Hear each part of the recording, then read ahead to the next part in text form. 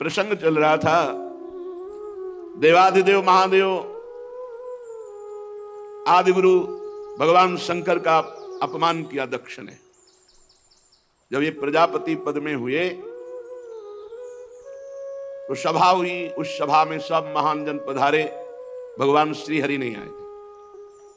सभा में जब कोई बड़ा सम्माननीय पद या कोई बड़ा महापुरुष पधारे तो खड़ा हो जाना चाहिए, हाथ जोड़कर, ऐसी मर्यादा है। सब खड़े हो गए, देवता, अग्नि, देवराज, इंद्र और सब लोकपाल, सब। दो नहीं खड़े हुए, भगवान महादेव और ब्रह्मा जी। ब्रह्मा जी पर दृष्टि गई तो दक्ष ने हाथ जोड़कर प्रणाम किया, क्योंकि प्रजापतियों के परमपति परमेष्ठी पद पर विराजमान जगत के पिता हैं। जब दृष्टि महादेव जी पर गई तो उनको बड़ा गुस्सा आया कि हमारा दामाद है, पुत्र के समान है, और उठकर ना तो अभ्यर्थना वंदना ही की, ना वचन से कुछ बोले, बस कड़ुआ ही कड़ुआ बोलते रहे। पीछे आपने प्रसंग में सुना। जब महादेव जी ने देखा बहुत इधर उधर दोनों तरफ से शाप हो रहा है तो खिन्न होकर के चल दिए। किंचित उद्विग्न मना युषानुगाह, अपने परिकर के साथ उद्विग्न होकर के व्यर्थ का क्यों दक्ष ने इतना बड़ा शाप दे दिया, इधर से नंदिकेश्वर ने शाप दिया, व्यर्थ में।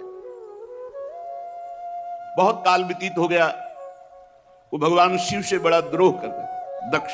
यद्यपि उनकी लाडली सती जी भगवान शिव की अर्धांगिनी हैं, और भगवान शिव से द्रोह बढ़ता ही गया दक्ष के हृदय में। सदा विद्वेष तोरेवम कालो वै धीमानयो, उस द्वेष को वो बार बार चिंतन करके नया बढ़ाता गया। यही अविवेक है। विवेक का कार्य है तत्काल द्वेष का नाश करके, जो आपसे ना बोले, जो आपसे झगड़ा करे, जो आपसे द्वेष करे, उससे भी द्वेष का नाश करने के लिए नम्रता पूर्वक व्यवहार करो, तत्काल नष्ट हो जाएगा द्वेष। पर वो बहुत समय तक द्वेष करता रहा। जब कोई महापुरुष से द्वेष करे और उसकी उन्नति हो तो जान लेना ये उन्नति नहीं है, ये उसको ऊपर चढ़ाकर पटकने के लिए व्यवस्था की गई। उसी समय ब्रह्मा जी ने प्रजापति तो पहले ही बना दिया था, प्रजापतियों का अधिपति बना दिया। प्रजापति नाम सर्वेशा माधिपत्य स्मयो भवत, और बढ़ा दिया, समस्त प्रजापतियों का अधिपति। अब तो और अहंकार बढ़ गया। भगवान शंकर को नीचा दिखाने के लिए ब्रह्म ऋषियों को निमंत्रण दिया और वाजपेय यज्ञ किया, बिल्कुल शिव का भाग नहीं दिया। फिर बृहस्पति शव नामक बहुत बड़ा यज्ञ है ये। जब इस यज्ञ को अनुष्ठान में बड़े बड़े ऋषियों को निमंत्रण, सब भगवत स्वरूपों को निमंत्रण, लेकिन भगवान शंकर के यहां कोई निमंत्रण नहीं, यज्ञ में कोई भाग नहीं। यज्ञ उत्सव में सभी ब्रह्म ऋषि, देव ऋषि, पितर, देवता आदि अपनी अपनी पत्नियों के साथ पधारे। सबका विधिवत स्वागत किया दक्ष ने। खास बात यहां थी कि जो और बहनें थी सती जी की, तो कैलाश के ऊपर ही से विमान से चर्चा करते हुए जा रही थी। बड़ा निमंत्रण दिया है पिताश्री ने, बहुत आदर पूर्वक ऐसा। दक्ष कुमारी सती जी ने ये सुना, सती बिलो के व्योम विमाना, जात चले सुंदर विधि नाना। महाराज, यज्ञोत्सव हो रहा है, हमें लगता है हमारे पिताजी का। क्या ये जो हमने सुना सही है भगवान शिव से? पूछो तब शिव कहो बखानी, पिता यज्ञ सुनी कछुहर सानी। भगवान शिव ने कहा, सत्य है, तुम्हारे पिता इस समय बड़े पद पे हैं, बहुत बड़ा यज्ञ कर रहे हैं, और ये सब निमंत्रित देवांगनाएं, देवता, तुम्हारी बहनें, ये सब जा रही हैं। आप प्रभु, मेरी भी इच्छा हो रही है, मैं भी जाऊं। जो महेशु मोहिया देही, कछु दिन जाई रहो मिसिए। यदि भगवान शिव की आज्ञा हो तो मैं भी उत्सव में सम्मिलित हो जाऊं, वहां जाके दर्शन करूं। पिता भवन उत्सव परम, जो प्रभु आयसु होई, तो मैं जाऊं कृपायतन, सादर देखन सोई। यदि स्वामी का करुणा में प्रभु का आदेश हो तो मेरे पिताजी के यहाँ बड़ा उत्सव हो रहा है, आपने ही अभी बताया, तो मैं जाऊं उस उत्सव में सम्मिलित हो जाऊं, क्योंकि जानती भगवान शिव जाएंगे नहीं, बहुत बड़ा द्वेष मानते हैं दक्ष। तो अपने हृदय से इतना प्रियता है माता में, पिता में। अम्बा जी कहते हैं यदि आपका आदेश हो तो मैं जाऊं। अपने स्वामी, अपने प्रीतम से जो द्वेष करता है, अपमान करता है, निंदा करता है, शाप दे दिया, अब प्रधानता प्रीतम की होनी चाहिए या पिता पक्ष की। भगवान शंकर ने कहा, कहे नीक मोरे मन भावा, यह अनुचित नहीं नेवत पठावा।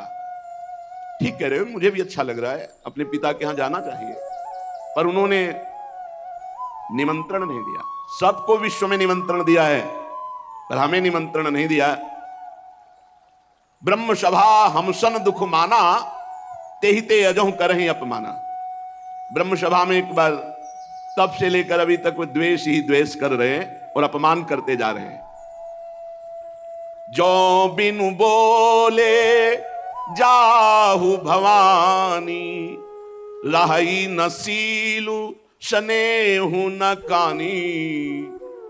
मुझे लगता है कि बिना बुलाए तुम्हें जाना नहीं चाहिए, नहीं तो तुम्हारा सील, स्नेह, शांति, मान, मर्यादा सब भंग हो जाएगी। नहीं जाना चाहिए। तो अंबा जी ने भगवान शिव की तरफ प्रश्नवाचक दृष्टि से देखा। महाराज, सारी बात तो आपकी ही है, यदि आप खड़े हो जाते तो मेरे पिता क्यों नाराज होते और ये समस्या ही ना बनती। भगवान शंकर ने कहा, त्वयोदितम शोभनमेव शोभने, अनाहुता अप्यभियंति बंधुषु। सुंदरी, तुम कह सकती हो कि उठ के खड़े होना, प्रणाम करना, अभ्यर्थना करना, आपने क्यों नहीं किया? देहाभिमान से उत्पन्न हुए अहंकारी को हम कभी सम्मान नहीं करते। भगवान शिव क्या कह रहे?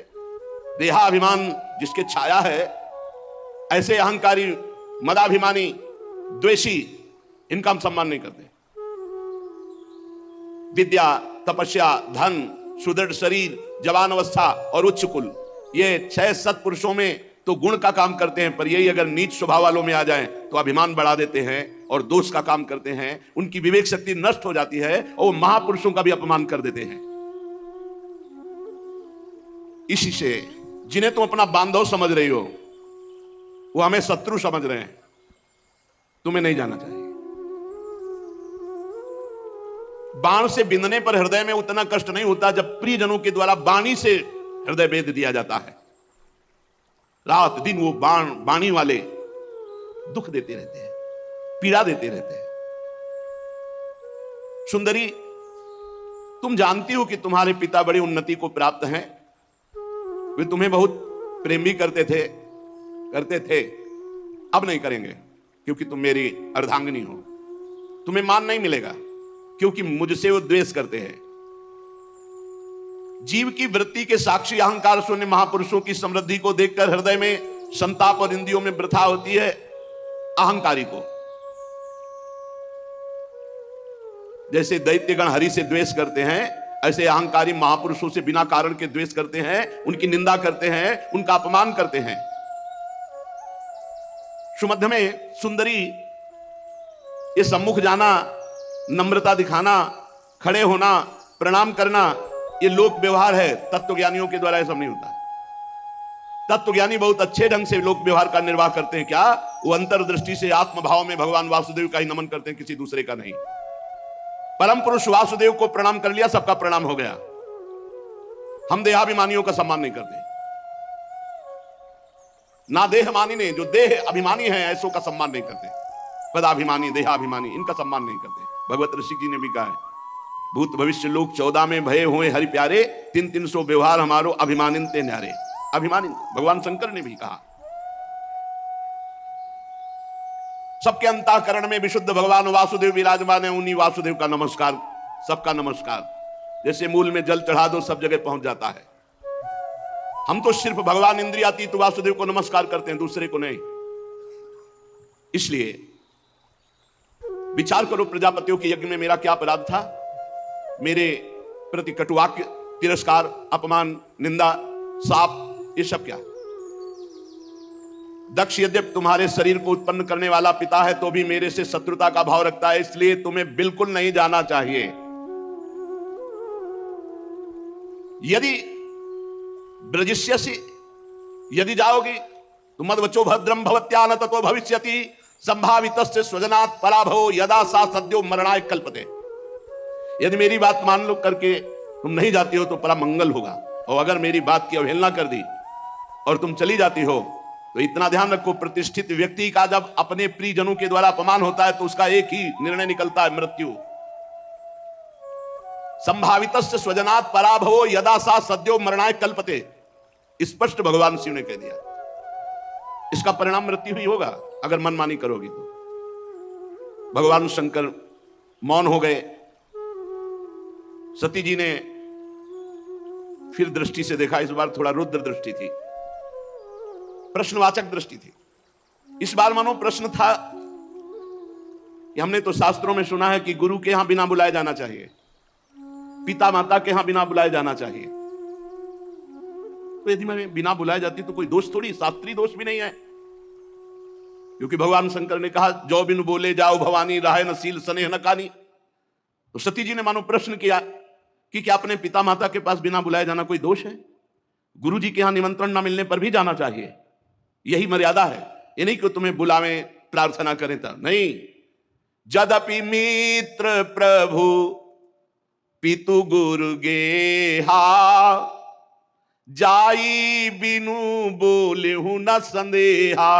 भगवान शिव ने कहा प्राण प्यारा मित्र बिना बुलाए जाना चाहिए, इष्ट देव के यहां, स्वामी के यहां बिना बुलाए जाना चाहिए, गुरुदेव के यहां बिना बुलाए, और माता पिता के यहां। ये चार जगह है जहां निमंत्रण की परवाह नहीं की जाती। परम प्राण प्रिय मित्र, स्वामी का गृह और गुरुदेव और माता पिता। भगवान शंकर ने कहा ठीक सिद्धांत है ये, पर तदपि विरोध मान जहां कोई तहां गए कल्याण न होई। यदि मित्र द्रोह रखता है तो नहीं जाना चाहिए, यदि माता पिता द्वेष रखते हैं तो नहीं जाना चाहिए, यदि गुरु की इच्छा है कि तुम ना हो तो फिर नहीं जाना चाहिए, यदि स्वामी की इच्छा है कि तुम हमारी दृष्टि में ना पड़ो तो नहीं जाना चाहिए। तदपि विरोध मान जहां कोई तहां गए कल्याण न होई। भगवान शिव ने कहा वहां नहीं जाना चाहिए। भांति अनेक शंभु समुझावा भावी बस न ज्ञान उर आवा। भगवान शंकर बहुत प्रकार से समझा रहे हैं, लेकिन अंबाजी को भगवान शंकर की सीख इस समय अच्छी नहीं लग रही। क्यों? क्योंकि ममत्व जोर कस गया। माता पिता बहनों का प्यार बड़ा उत्सव है, सबसे मिलेंगी, ये जोर कस गया तो आद्य गुरु भगवान शंकर प्राण प्रीतम है, उनकी बात अच्छी नहीं लगी। खड़ी हो गई सती जी और अपने परिवार के जनों के दर्शन की इच्छा से कैलाश से चल पड़ी। फिर लौट आती है, फिर भगवान शंकर को देखती है, फिर चल पड़ती है, फिर लौट आती है। इस प्रकार कई बार ऐसी दुविधामयी स्थिति हुई।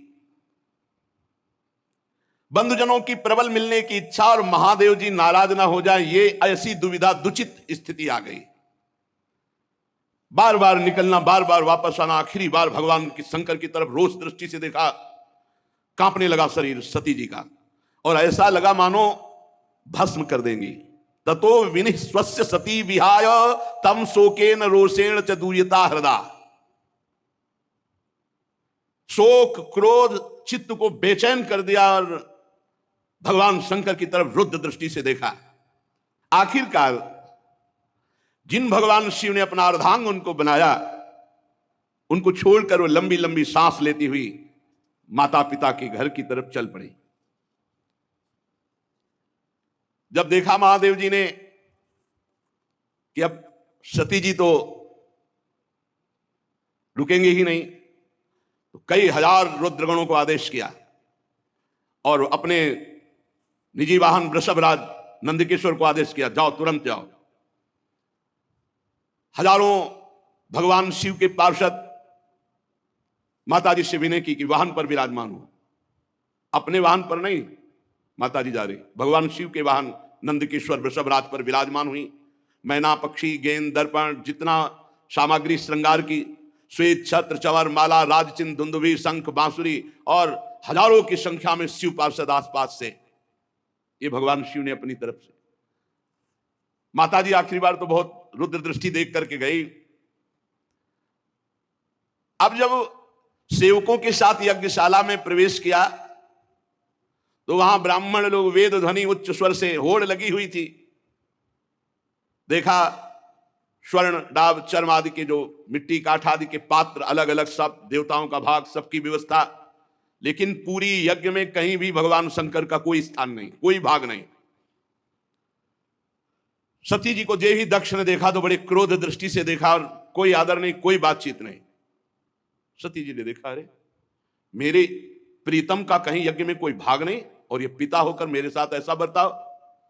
बहनें जो बड़ी मुस्कुराती हुई एक उपहास जनित ऐसे, निमंत्रण तो गया होगा आपके पास।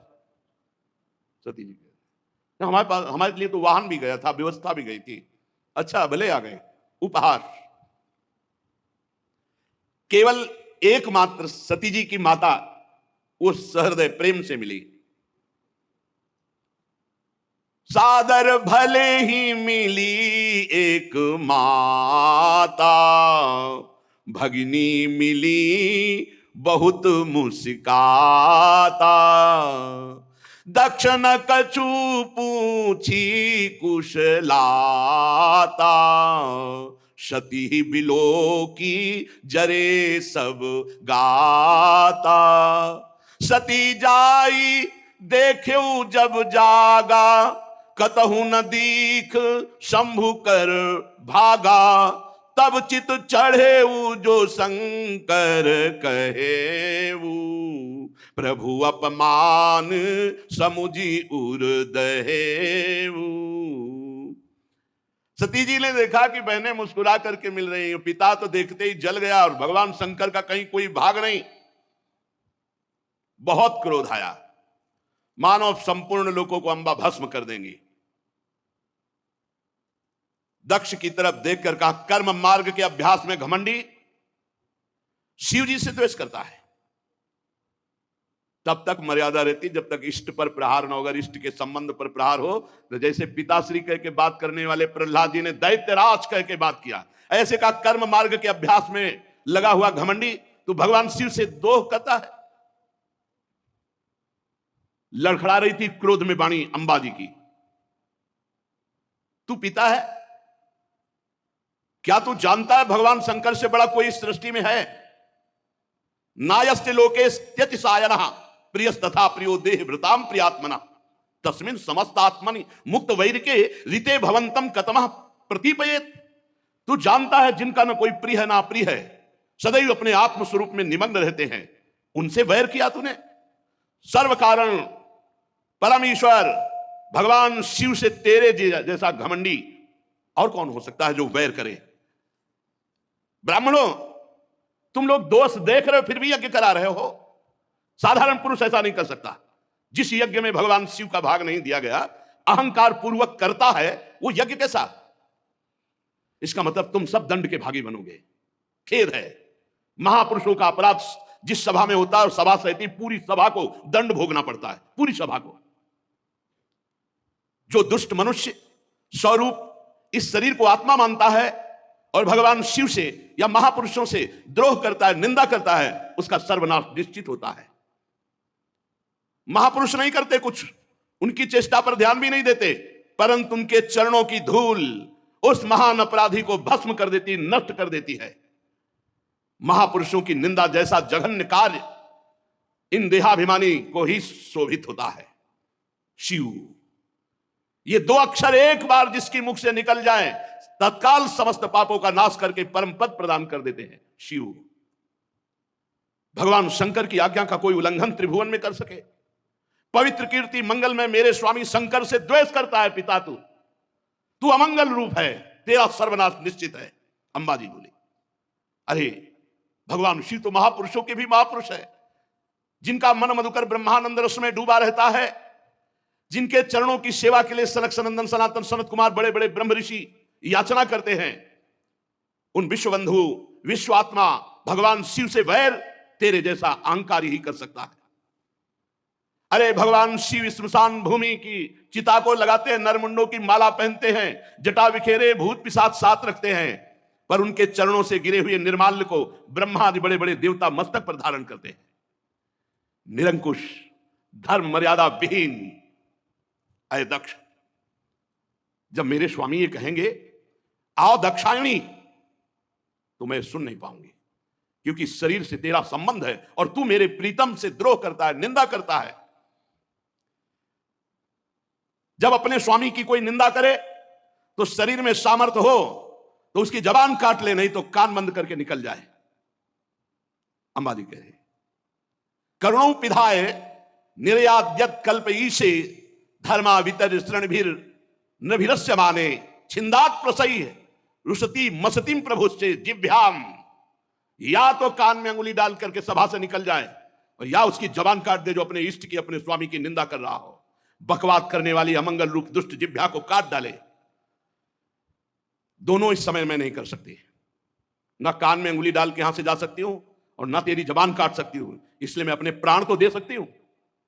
सती जी ने कहा भगवान नीलकंठ शिव की निंदा करने वाले, तेरे से शरीर संबंध रखता है कि तू पिता कहलाता इस शरीर का। तो जैसे कोई भूल से गंदी वस्तु खा ली जाए तो उसे वमन किया जाता है, ऐसे भूल से मैं तेरे यहां पुत्री हुई हूं आकर, और तू मेरे प्रीतम का द्रोही है, इसलिए मैं इस शरीर को नहीं रखूंगी, क्योंकि शरीर तेरे से संबंध रखता है। महामुनि जिनके चरणों का आश्रय लेकर स्वरूप में रमण करते हैं, जो विधि निषेध से परे तत्व है, उन प्रभु शिव की अवहेलना। अरे अज्ञानी, तुझे पता नहीं मेरे प्रीतम शिव क्या है।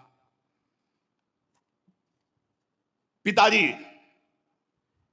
यदि तू ये नहीं जानते हो कि भगवान शंकर परब्रह्म परमात्मा हैं, तो हमारा ऐश्वर्य भी तुम नहीं जान सकते हो। हमारा ऐश्वर्य सिर्फ आत्मज्ञानी महापुरुष जानते हैं, क्योंकि भगवान शिव सदैव वट वृक्ष के नीचे रहते हैं।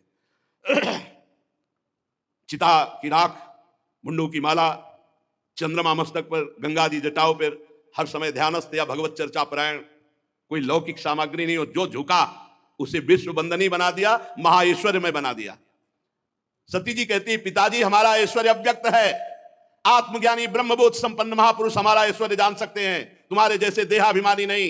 ये यज्ञशालाओं में यज्ञान से तृप्त होकर प्राण पोषण करने वाले एक कर्मठी देवता या तुम्हारे जैसे यज्ञ करता मेरे स्वामी के वैभव को नहीं जान सकते। भगवान शंकर का अपराध करने वाले अपराधी, आपके इस शरीर से उत्पन्न हुए निंदनीय देह को अब एक क्षण मुझे नहीं रखना। लज्जा आती ही मुझे इस शरीर पर कि मैं दक्ष पुत्री हूं। मेरे प्राण प्रीतम शिव का अपराध करने वाले, तुझे धिक्कार, और तेरी पुत्री कहलाने वाले शरीर को धिक्कार। अगर मैं वापस जाती हूं, भगवान शिव कहेंगे आओ दाक्षायणी, दक्ष पुत्री आओ, ये मैं नहीं सुन सकती। ये मैं नहीं सुन सकती कि भगवान शिव का अपमान करने वाले शरीर से हमारा संबंध है। उत्तर दिशा की तरफ मुख करके मौन होकर बैठ गई, आचमन किया, पीला वस्त्र ओढ़ा, आंख मूंद करके योग मार्ग में स्थित हुई। तत्काल आसन बांधकर प्राणायाम प्राणवायु को नाभि चक्र का भेदन करते हुए उदान वायु को नाभि चक्र से ऊपर उठा करके अनिंदिता महामहिमामयी सती हृदय स्थित वायु को कंठ मार्ग से भ्रकुट के बीच में लाकर और सबके परम पूजनीय अपने प्राण प्रीतम भगवान शंकर का ध्यान, और ध्यान करते हुए अंदर से मांगा बार बार मेरा जन्म हो और मेरे पति जगत गुरु भगवान शंकर हो। अंतिम समय ध्यान में यही मांगा कि बार बार मेरा जन्म हो और हर जन्म में हमारे पति जगत गुरु भगवान शंकर हो। बस भगवान शंकर के ध्यान में तन्मय होकर सब कुछ भुला दिया। यहां तक ये भूल गई कि मैं दक्ष पुत्री सती हूं, सब विस्मृत, केवल शिव। तुरंत आग लग गई, चरणों से लेकर पूरे शरीर में आग लग गई। भगवान शिव के चिंतन में तन्मय और अपने प्राण त्यागने की जे भी धारणा की, तो योगाग्नि प्रकट हो गई अंबाजी के शरीर में। हाहाकार मच गया, पूरे शरीर में दिव्य आग। समस्त देवता जो यज्ञ में कोलाहल मच गया, भागे सब इधर उधर भागे कि अब तो आतंक हो जाएगा, अब तो सर्वनाश का खेल होगा। क्योंकि सती जी ने शरीर छोड़ दिया तो रुद्रगण कैसे किसी को चैन से रहने देंगे। जो बड़े बड़े याज्ञिक थे उन्होंने कहा, अरे ये दक्ष के दुर्व्यवहार से कुपित होकर देवादिदेव महादेव की प्रिया सती ने अपने शरीर को त्याग दिया। अरे देखो, सारे चराचर के जीव इस दक्ष प्रजापति की संतान है, फिर भी ये कैसा दुष्ट है। अपनी पुत्री शुद्ध हृदया सती का आदर नहीं किया, भगवान शिव का ऐसा निरादर किया कि उसने प्राण त्याग दिया। बड़ी सब बातें होने लगी। अरे कम से कम जब शरीर छोड़ रही थी उस समय शंकर द्रोही रोक देता, लेकिन इसने तो बात ही नहीं की। जेव ही ये सूचना, यज्ञ मंडप के बाहर शिव पार्षद खड़े थे, शिव पार्षदों को सूचना मिली, हाहाकार मचा हुआ, सती जी ने अपने शरीर में योगाग्नि प्रकट कर ली। अब तो उठा उठा करके पटकने लगे जितने भगवान शिव पार्षद थे, जो मिले पंडित यजमान, जो भयंकर रुद्र लीला। महाराज सर्वसमर्थ भृगु जी ने देखा यज्ञ में तो विघ्न डाल दिया, तो अपहृतम रक्ष इस मंत्र का उच्चारण करके जय स्वाहा दक्षिणाग्नि में आहुति दी, तो रिभु नाम के महान बलवान देवता प्रकट हुए तत्काल मंत्र के बल से, और बड़े तेजों में ब्रह्म तेज से संपन्न। और उन्होंने जलती हुई लकड़ी जो मिला उठा उठा कर भगवान शंकर के गणों की पिटाई करके भगा दिया यज्ञ रक्षा गण भृगु जी के मंत्र से। उधर देवर्षि नारद जी, भगवान शंकर शांत बैठे हुए थे। हर हर महादेव, नारायण नारायण नारायण। भगवान शंकर ने आंख खोला, बोले प्रभु बड़ा मंगल हो गया, दक्ष ने आपका भाग नहीं दिया यज्ञ में, और माता जी से बात भी नहीं की। आपकी निंदा, आपका अपमान ना सह सकने के कारण सती देवी ने योगाग्नि के द्वारा अपने शरीर को भस्म कर दिया। और आपके पार्षद जब उनको दंड देने लगे तो भृगु जी ने रिभुओं को मंत्र के द्वारा इतना प्रबल पार्षद रूप प्रकट किया कि आपके पार्षदों को मार के भगाया वो आ रहे हैं। भगवान शंकर उस समय सती का भस्म होना, पार्षदों का अपमान, तो क्रुद्धा सुदृष्टोष्ट पुटः सा धूर्तिजटाम। भगवान शिव क्रोध से ओठ चबाने लगे और जटाएं ऐसे बिखेर ली, और एक जटा पकड़ी जो बिजली की तरह चमक रही थी और उखाड़ कर पृथ्वी पर पटक दिया एक जटा को। जे ही पटका तो इतनी जोर का अट्टहास हुआ मानो विश्व का विनाश हो जाएगा।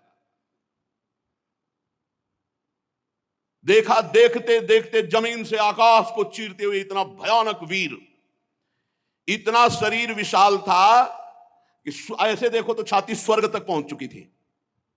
1000 भुजाएं, मेघ के समान श्याम वर्ण, जलते हुए 3 विशाल नेत्र, बाहर मुंह से निकली हुई विकराल दाढ़ें, अग्नि की ज्वाला के समान लाल लाल जटाएं, गले में नरमुंडों की माला, और 1000 हाथों में 1000 अस्त्र धारण किए हुए। तम किम करोमीति गृणंतमाह बद्धांजलिम। भगवान भूतनाथा, हाथ जोड़कर वो महावीर बोला, हे भूतनाथ, क्या आज्ञा है हमारे लिए। दक्षम सयज्ञम जहि मद भटानाम त्वम गणो रुद्र भटांश को मैं। भगवान शंकर ने कहा, जाओ दक्ष, उसके यज्ञ, पार्षद, यज्ञ करता, सबको नष्ट कर दो। देवादिदेव भगवान शंकर जे भी ऐसी आज्ञा दी, तो उस महावीर पार्षद का नाम वीरभद्र। भगवान शंकर के चरणों को स्पर्श करके परिक्रमा करके चलने को जैसे ही अगला कदम रखा मानो भूकंप आ गया। इतना विशाल का शरीर, ऐसा मालूम होने लगा मानो भूकंप आ गया। बड़े वेग से कुछ ही क्षण में सिंहनाद दहाड़ करते हुए यज्ञ मंडप की तरफ। 1000 हाथों में और अस्त्र तो है, भगवान शंकर का विशेष त्रिशूल हाथ में लिए हुए, मानो त्रिशूल संसार का संहारकारी मृत्यु ही त्रिशूल रूप धारण किए हो। हजारों सेवक और पीछे चल रहे हैं रुद्रगण, आगे वीरभद्र। वीरभद्र के पैरों की धमक से पृथ्वी हिल रही थी। ऋत्वज यज्ञशाला में जजमान सदस्य ब्रह्म ऋषि धमक से समझ गए कुछ गड़बड़ होने वाला। अट्टहास सुनाई दिया, धूल दिखाई दी, तो जो चतुर विद्वान ब्रह्म ऋषि थे, तो उन्होंने कहा कि अभी निकल लो। जो कुछ समझदार थे वो तो लघु शंका के बहाने, और जो थे कि मैं मंत्र के द्वारा अब देवता प्रकट करूंगा और फिर रुद्रगणों की, अब वो बात नहीं थी, क्योंकि ये और कोई नहीं, महाकाल स्वयं रूप धर के वीर रुद्र का। जब वो चल रहे थे तो ऐसा लग रहा था आंधी तूफान चल रहा है, इतनी धूल उड़ रही थी, जटाएं ऐसी चमक रही थी मानो बिजली चमक रही हो, अट्टहास गर्जना। दक्ष पत्नी प्रसूति अन्य स्त्रियों से व्याकुल होकर कहने लगी कि अब सर्वनाश निश्चित है, क्योंकि सती का तिरस्कार हुआ, महादेव जी को पता चल गया। भगवान शिव के अनादर का परिणाम अभी सर्वनाश शुरू हो जाएगा, मुझे अनुभव हो रहा है। इतने ही में प्रलय काल उपस्थित, जटाजूट बिखेरे हुए, शस्त्रास्त्रों से सुसज्जित और सामने तांडव करते हुए और रुद्रगण और विशाल काय शरीर वीरभद्र मेघ गर्जना के अट्टहास से दसों दिशाएं कंपायमान कर दी। बार बार शिव शिव वीर रुद्र पुकारते हैं, मानो विधाता ने साक्षात काल की रचना की हो विनाश के लिए। जो महात्मा जन ब्रह्म ऋषि भाग नहीं पाए, वो एक दूसरे की तरफ दया की दृष्टि से देख रहे थे। कोई मंत्र है, उच्चारण करो, अब बचाओ। इसी समय दौड़ करके रुद्र सेवकों ने संपूर्ण यज्ञ मंडप को, जो लघु शंका के लिए निकल गए थे तो बड़े प्रवीण थे, घेर लिया। और भगवान शिव के जो गण हैं, किसी का मुख मगरमच्छ जैसा, कोई भूरे रंग का, कोई बौना, कोई कैसे कैसे भगवान शिव के गण हैं। जितने वहां थे, किसी को मुख में डाला, किसी को मसला, किसी को काटा, किसी को मारा, वहां हाहाकार मचा। किसी ने यज्ञशाला के खंभों को तोड़ दिया, किसी ने यज्ञ के पश्चिम भाग को नष्ट कर दिया, किसी ने सभा मंडप को, किसी ने उत्तर भाग को, किसी ने यजमान गृह को, किसी ने पाकशाला को, किसी ने यज्ञ के पात्र जो देवताओं के भोगे लघुशंका का यज्ञ नष्ट हो, दक्ष नष्ट हो और संपूर्ण सभा को दंड मिले, ये भगवान शिव का आदेश है। जो अग्नियां घी से तृप्त लघुशंका पेशाब, हर देवता को दंड मिल रहा है।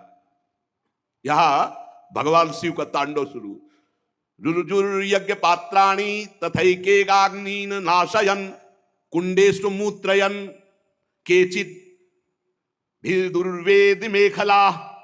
कोई यज्ञ कुंड में पेशाब कर रहा है, कोई वेदी को जो मंत्रों से मेखला सूत्रों से सुरक्षित रखा गया तोड़ दिया।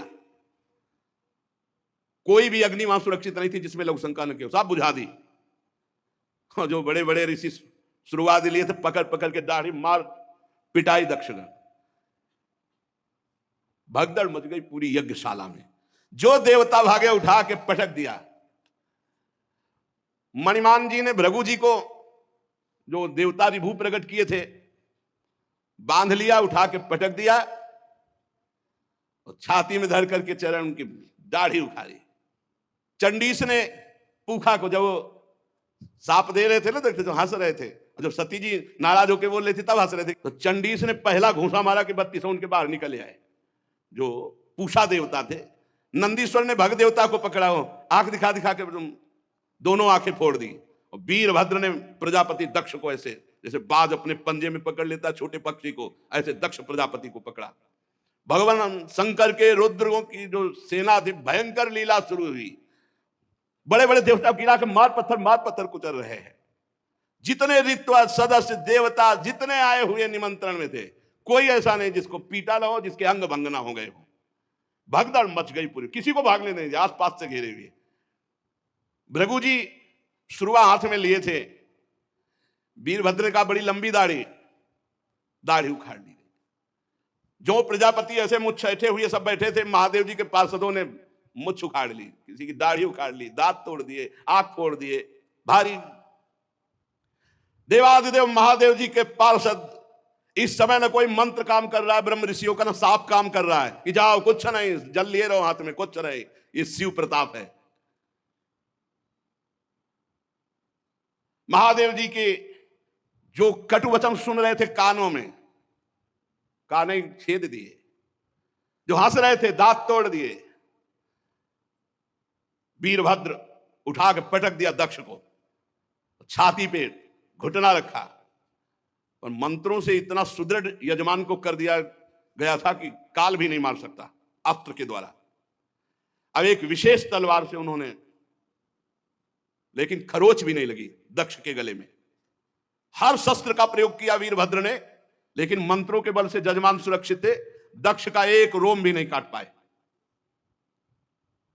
तब वीरभद्र ने कहा जरूरत ही नहीं अस्त्र की, धरालाद और पकड़ के खोपड़ी ऐसे ऐड करके, वैसे किसी अस्त्र से नहीं काटा, ले तुम्हारे मंत्र काम। सब मंत्रों को ऐड करके खोपड़ी, और जो पूर्णाहुति जैसे होती है ऐसे यज्ञशाला में झोंक दिया दक्ष की खोपड़ी को। यजमान दक्ष का धड़ लेकर के यज्ञाग्नि में, भूत प्रेत पिशाच तांडव कर रहे हैं यज्ञ में, हाहाकार मच गया। वीरभद्र ने संपूर्ण यज्ञ को विध्वंस कर दिया, कोई सुरक्षित नहीं, सब नष्ट भ्रष्ट किया और क्षण में कैलाश वापस। भगवान शिव को प्रणाम किया और कहा प्रभु जैसा आपने आज्ञा की थी वैसा ही हुआ। त्रिशूल पट्टिस गदा पर एक मुदगर आयुधों से छिन्न भिन्न होकर ऋत्वत सदस्य जजमान साफ नष्ट भ्रष्ट कर दिए गए। अब उनमें जिनकी सांसें चल रही थी, अब ऐसे ऐसे महापुरुष थे, अंतर ध्यान हुए, ब्रह्मा जी के पास पहुंचे, बोले प्रभु ऐसा ऐसा सब पूरा। दो नहीं गए थे इस यज्ञ में, ना ब्रह्मा जी गए थे ना भगवान हरि गए थे। ये पहले से जानते थे कि जहां शिव का अपमान होता है वहां सर्वनाश लीला होती है, इसलिए यज्ञ में नहीं गए थे, ना ब्रह्मा जी न श्री हरि। जब जो बचे हुए देवता वो जाकर के वहां प्रार्थना की, सब अंग भंग। भगवान श्री हरि ने कहा परम तेजस्वी पुरुष का अगर कोई दोष भी बन जाए तो उसका अपराध नहीं करना चाहिए, फिर निर्दोष महापुरुष का अपराध करने पर तो सर्वनाश हो ही जाएगा। अगर वो तेजस्वी पुरुष है, अगर उससे कोई अपराध भी बन जाए तो उसके साथ अपराध के बदले में अपराध न करे, नहीं तो नाश हो जाएगा। फिर जो निर्दोष महापुरुष हैं उनकी निंदा उनका अपमान तो सर्वनाश कर ही देगा। और फिर तुम लोगों ने भगवान शंकर का अपमान, भगवान शंकर की निंदा, भगवान शंकर को भाग न देना। चलो अब जो हुआ सो हुआ, सब चलो भगवान शंकर के पैर पकड़ो। तुम लोग शुद्ध हृदय से यदि भगवान शंकर की प्रार्थना करोगे तो बहुत जल्दी, आशुतोष हैं वो बहुत जल्दी प्रसन्न हो जाते हैं। दक्ष के दुर्वचन, दक्ष का अपमान, प्रिया सती का वियोग, इसलिए तुम यदि मंगल चाहते हो, दूसरा संकल्प ना बनने पावे, सब चलो भगवान शंकर के पैर पकड़ो, चल के क्षमा अपराध मांगो।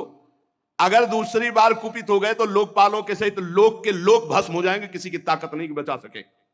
भगवान ने ऐसा कहा। भगवान रुद्र परम स्वतंत्र हैं, उनकी सामर्थ्य को न तो कोई ऋषि मुनि जानता, न कोई देवता जानता है, न देवराज इंद्र जानते हैं, न यज्ञ स्वरूप और कोई, और यहां तक कि मैं स्वयं नहीं जानता हूं क्यों कितने सामर्थ्यशाली हैं। इसलिए एक ही उपाय है, चलो सब चरण पकड़ लो भगवान शंकर की। इस प्रकार जब सबको प्रेरित किया तो भगवान ब्रह्मा जी प्रजापतियों को, पितरों को और जो बचे खुचे पिटे पुटे देवता थे उनको साथ लेकर कैलाश गए। कैलाश पर्वत दिव्य औषधियों से, दिव्य मंत्रों से और योग आदि से सुरक्षित है। ऐसा नहीं कि हर कोई कैलाश में प्रवेश पालेगा। दिव्य औषधियां, दिव्य मंत्र, दिव्य योग आदि और दिव्य देवता किन्नर गंधर्व आदि के द्वारा सुरक्षित है। मणिमय शिखर कैलाश पर्वत के विभिन्न दिव्य धातुओं से युक्त है। बड़े निर्मल झरने बह रहे हैं। बहुत सुंदर विहार स्थली कैलाश पर्वत। मोरों के शोर, मदांध भ्रमरों के गुंजार, कोयलों की कुहू कुहू ध्वनि, पक्षियों का कलरव और कल्प वृक्ष की ऊंची ऊंची डालियां जिनमें पक्षी चहक रहे। बड़ा सुंदर कलकल ध्वनि झरनों की हो रही है। मंदार, पारिजात, सरल, तमाल, साल, ताड़, कचनार, असन, अर्जुन, इनके बड़े बड़े वृक्ष हैं। आम, कदम्ब, नीप, नाग, पुन्नाग, चंपा, गुलाब, अशोक, मौलश्री, कुंद, कुर्बक, सुनहले, सतपत्र, कमल, इलायची, मालती की मनोहर लताएं, कुब्जक, मोगरा, माधवी की बेले, ये बहुत सुंदर, ये सब देवता लोग देखते हुए जा रहे हैं। कटहल, गूलर, पीपल, पाकर, बड़, गूगल, भोज वृक्ष, औषधि जाति के पेड़, केले, नाना प्रकार के सुपारी, राजपूग, जामुन, खजूर, आमड़ा, आम, पियाल, महुआ, लिशौड़ा, ये बड़े बड़े वृक्ष। सरोवर सुंदर सुंदर जिनमें उत्पल, कलहार, सतपत्र, सहस्त्रपत्र के कमल खिले हुए हैं। झुंड के झुंड पक्षी वहां भ्रमण कर रहे हैं। हरिन, बानर, जंगली सुअर, सिंह, रीछ, शाही, नीलगाय, सरब, बाघ, कृष्ण मृग, भैंसे, करणांत, एक पद, अश्वमुख, भेड़िया, कस्तूरी मृग, ये सब झुंड के झुंड बनाकर। और देखा कि उसके चारों ओर नंदा नाम की दिव्य नदी, जिसमें केवल देवी सती ही स्नान करती थी। परम पवित्र कैलाश पर्वत की रमणीयता को देवता बड़े आश्चर्यचकित होकर देखते हुए जा रहे हैं। वहां अलका नाम की एक सुरम्यपुरी सौगंधिक वन देखा, जिसमें सुगंध फैलाने वाले सौगंधिक नाम के कमल खिले हुए थे। नंदा और अलकनंदा नाम की दो नदियां कैलाश के आसपास। तीर्थपाद श्रीहरि के चरण रज के संयोग से अत्यंत पवित्र अलकनंदा देवगंगा। अलकापुरी चांदी सोने बहुमूल्य मणियों सैकड़ों विमानों से छाए। इसके बाद जैसे बिजली चमकती है, ऐसे तेजों में शिखर कैलाश के। कुबेर भगवान के सेवक शंकर जी के हैं। अलकापुरी कुबेर की राजधानी है। उसको छोड़कर जब आगे बढ़े तब देखा 100 योजन ऊंचा बट वृक्ष। 100 योजन ऊंचा, 100 योजन 400 कोस। सायोजन सतोत्सेधा पादो न विटपायतः। 100 योजन ऊंचा बट वृक्ष, 400 कोस ऊंचा। 75 योजन चारों तरफ डाले। 75 योजन 75 योजन 75 योजन 75 योजन चारों तरफ। और हर ऋतु बट वृक्ष के नीचे, कहीं वर्षा ऋतु, कहीं शरद ऋतु, कहीं शिशिर ऋतु, हर ऋतु। ये भगवान शिव का बैठने का बट वृक्ष है। 100 योजन ऊंचा, 75 योजन की चारों तरफ डाले और 6 ऋतुएं। और पूरे वट वृक्ष में एक भी घोंसला नहीं, एक भी पक्षी नहीं बैठेगा। भगवान शिव का ये वास स्थल, ये महायोगमय बट वृक्ष है। सब ब्रह्मा आदि देवताओं ने देखा भगवान शंकर विराजमान है, शांत स्वरूप गौर वर्ण। भगवान भूतनाथ का श्रीअंग बड़ा ही आकर्षणकारी गौर वर्ण। सनक सनंदन सनातन सनत कुमार और सिद्धगण और कुबेर और भी बड़े बड़े ब्रह्म ऋषि सब हाथ जोड़े बैठे हुए हैं। देवर्षि नारद सनातन ब्रह्म के विषय में कुछ प्रश्न किया, उसका उत्तर भगवान शिव दे रहे हैं। भस्म त्रिपुंड, जटा मृगचर्म, मस्तक पर चंद्रकला धारण किए हुए बैठे हुए भगवान शिव। बड़ा सुंदर रूप है। ये जो स्वरूप इस समय बताया जा रहा है, कृतोरौ दक्षिणे सभ्यम पाद पद्मम च जानु जी, ये हमारे ध्यान का विषय था। बाहुम प्रकोष्ठे क्षमाला मासीनम तर्क मुद्रया।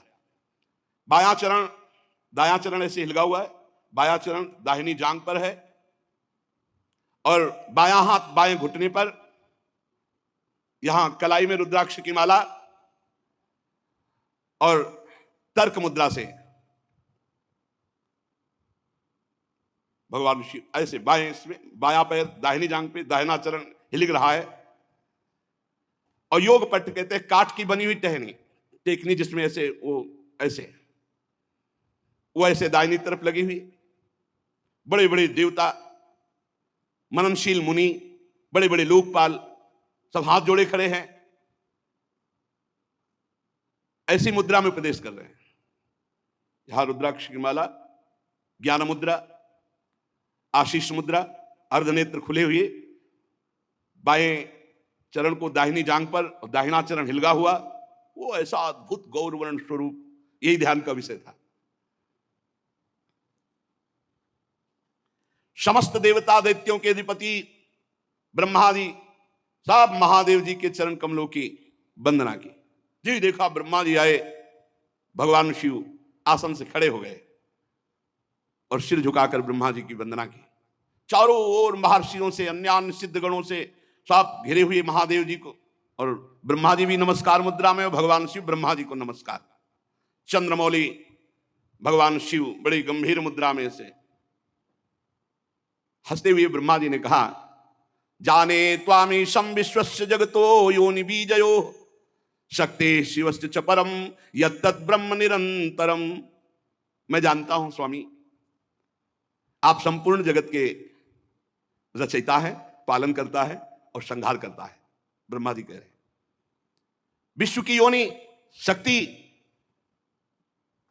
और विश्व के पुरुष शिव स्वरूप आप ही पर ब्रह्म है, आपसे ही संपूर्ण सृष्टि प्रकट होती है, शिव और शक्ति से।